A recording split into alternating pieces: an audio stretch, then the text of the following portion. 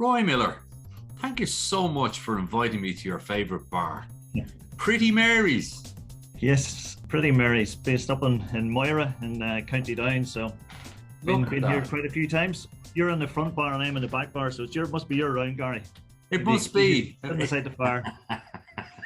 I like your style. Are you the type of guy that as we're walking in, we're only having 2 pints, you open the door for me to walk in first? Okay. All right. I get in earlier to keep the seats, so. It looks like the type of place, though, you know those old bars that used to sell you crisps and sell you flour and sell you the few beers and probably take your money for the horses as well.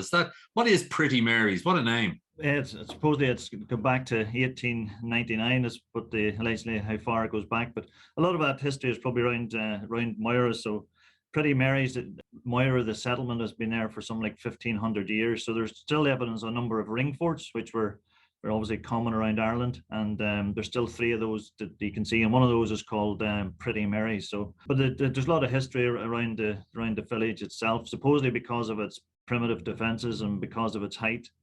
It was a valuable strategic location, and there's supposedly, allegedly again, largest battle in Ireland was the Battle of Moira. So there's quite a bit of history. So a number of years ago, the current owner renamed it Pretty Mary. So I don't know, maybe his wife has the same name as that, but live sports, good Guinness, good food as well, supported by the locals. And they serve the people well. You think like when the rugby was on there in the World Cup in the Southern Hemisphere, they opened up, put on a breakfast, have everybody on the Saturday morning, and just a great atmosphere to come on 8 or 9 o'clock and sit and watch the rugby and listen to everybody else, what was going on. So if we were at that bar, maybe your side, yours actually looks more cozy. You've got the fire going on. You've got the chalkboard. You've got. I think I'd be fair to be on your side. If we're there sitting and I say to you, right, Roy, tell us something that most people don't know about you. One thing I don't think too many people, even probably my family, maybe have forgot about it as well, but I have a fear of water. I suppose I take the odd shower, but to be more precise, a fear of being out of my depth.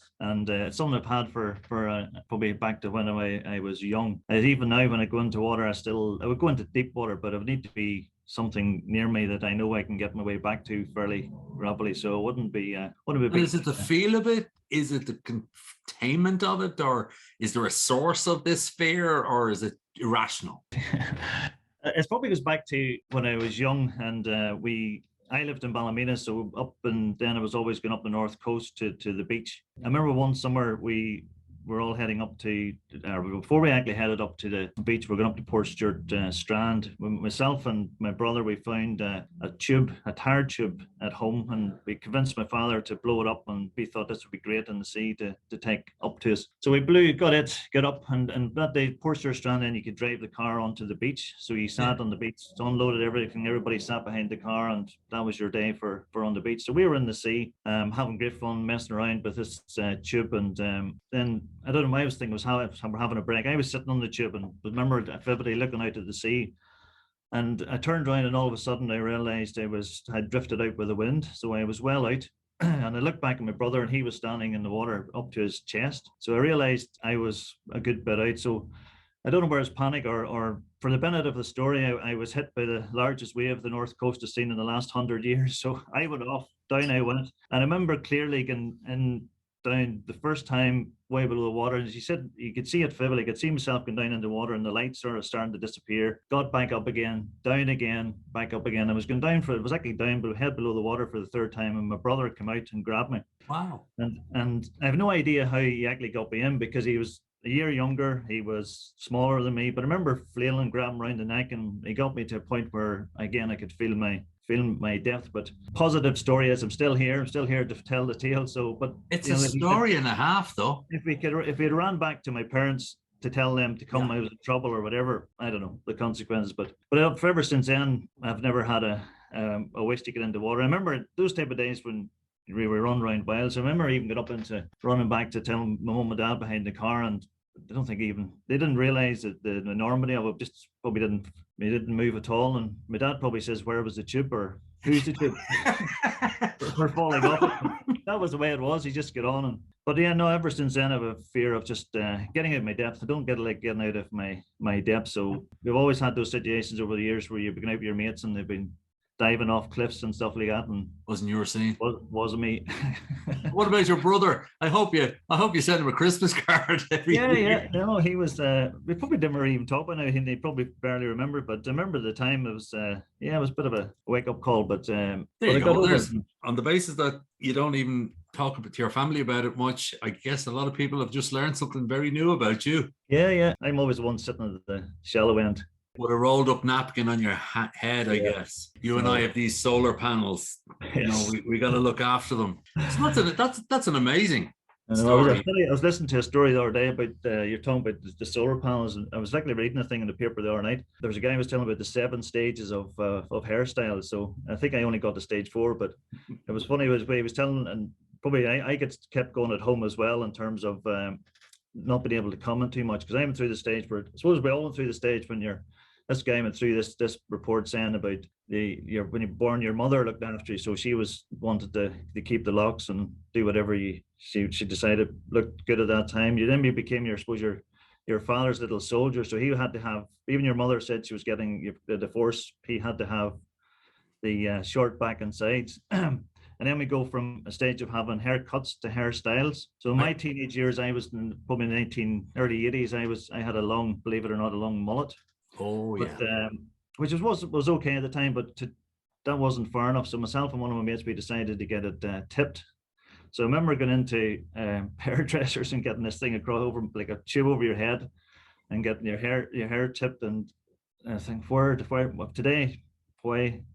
But when I got to my 30s, I think I missed out after that. My hair decided to style itself and left the stage. So well, I have to say, if we hadn't had the fear of water, there's another one for a lot of people to think of Roy Millar with tipped mullet.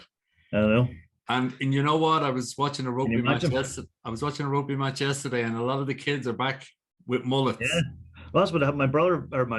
My son came in there recently, and he had a mullet. So I'd be saying to him, what does that look like? And my wife actually decides, probably only told my sons in the last year about my escapades, which she was saying that I don't have much room to be commenting on what I went through when I was a teenage. No, but one of the advantages of going bald early is that you're sort of 50, 55 for about 40 years. Whereas you see all your mates getting older and older because they're losing it. You're sort of ish the same. Yeah. So if we were sitting on the bar and I went up for the second pint and I came back and said, so dead or alive, who would you love to be sitting here beside?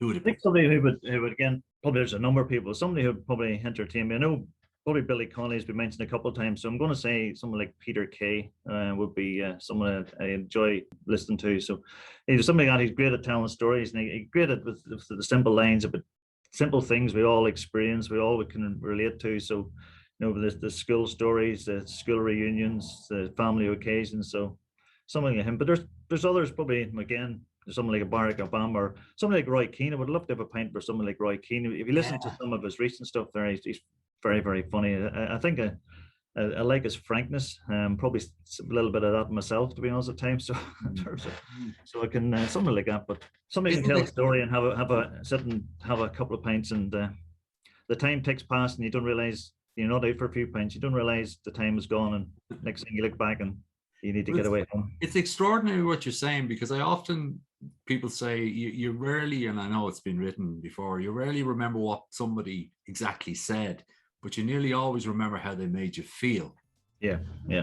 And to your point there, someone who has the skill, Billy Connolly, Kay, these guys, of nearly slagging you off directly to your face, but doing it in such a way that actually you say, yeah, that's exactly right. And storytellers, even Barack Obama and these dudes, or to your point earlier, when you were telling the story about the inflated balloon or the inflated center of the tire, never let the exact truth get in the way of a great story, I need to add that. I probably need to add that a bit from now on. So. Oh no, but then by the time when you're on Conan or somebody else, but the next time you say this, when you write your book, right, it'll be a tsunami. It was the first tsunami ever to come along. It's been short and sharp. It's a great little spot. Roy, thank you so much for your time. It's been fun. Thank you so much. Thanks, Garry.